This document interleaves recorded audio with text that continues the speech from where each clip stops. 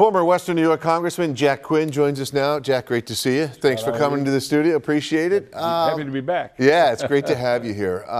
First and foremost, you got a chance to meet 41 in the Oval Office, right?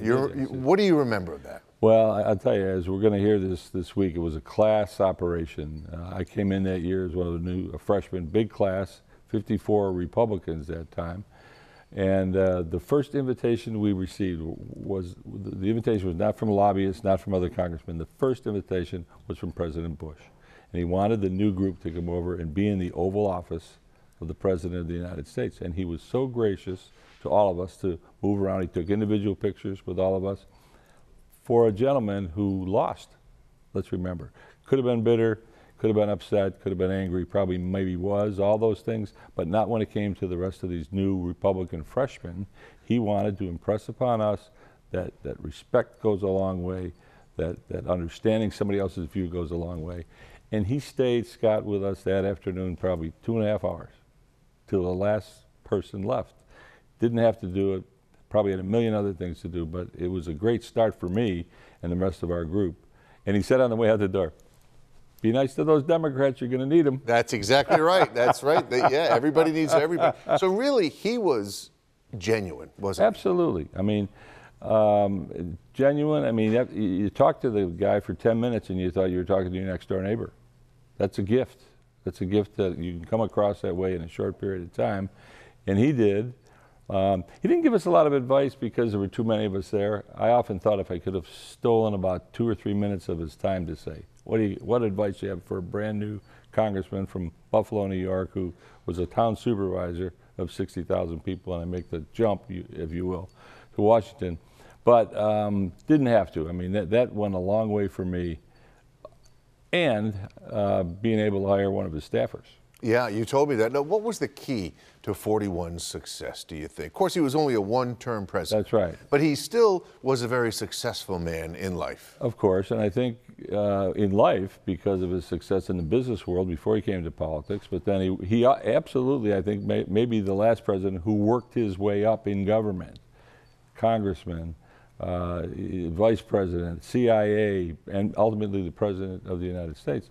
I think the key to him was, I mean, I overplay this because my dad said it to me, you treat other people the way you want to be treated. Almost sounds too simple, but it goes a long way in whatever job you're in. My job, your job. I'm working at a law firm here in town right now, and that goes a long way in life and in work, and I think he lived it. He didn't just talk about it, he lived it. And besides his family and all that, his legacy is his family, class, Sure. And also he helped the end of the Cold War. He helped solidify it so there were no major problems with it. And probably if he was in the White House today, his handlers would have said, run out and take some pictures, run out and take credit, run out but he didn't. You know, he took probably the easier human way to do it, but certainly political. His close operatives were probably telling him to go out there and take credit for that. For lack of a better word, he was really basically part of the greatest generation, which we don't really see now, currently in Washington, D.C., right? Well, that's correct. I mean, people now, Scott, I've been out of office, public office, for 14 years, and folks will stop me who see me around town and they'll say, do you miss it? And I have to tell you, I miss my friends there. I made some great friends and some great, they'll be friends forever, but the way I think the operation of the place has gone in recent years, that greatest generation we miss for many reasons, but that's one of the reasons we miss them the most, is because that tone from the top, I call it, makes a difference. And you were very close. I know you were friendly with his son, Yep. George Yep. W. Bush. Sure. And family was everything for 41, wasn't it? Exactly.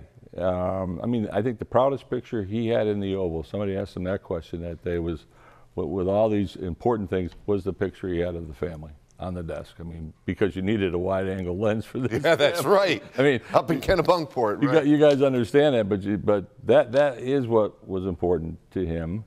And we're going to hear from Bush 43 these next few days, the relationship between father and son, president and president, which I think we ought to all listen to, because there's some lessons for us when we hear this over the week.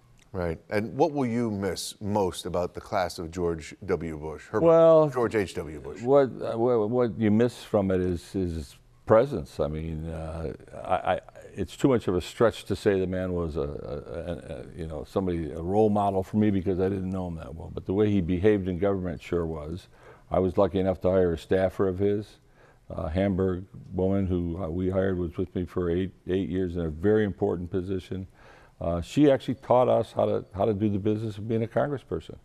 And it was not in lessons with a book and a quiz, but it was every single day how you treat people. She was my gatekeeper and scheduler. She decided who got in and who didn't. Some days I was lucky that I got in, right, to tell you the truth. But I mean, she came right from the White House, worked for George Bush, and it's the man, I said, the tone starts at the top, right down to the scheduler.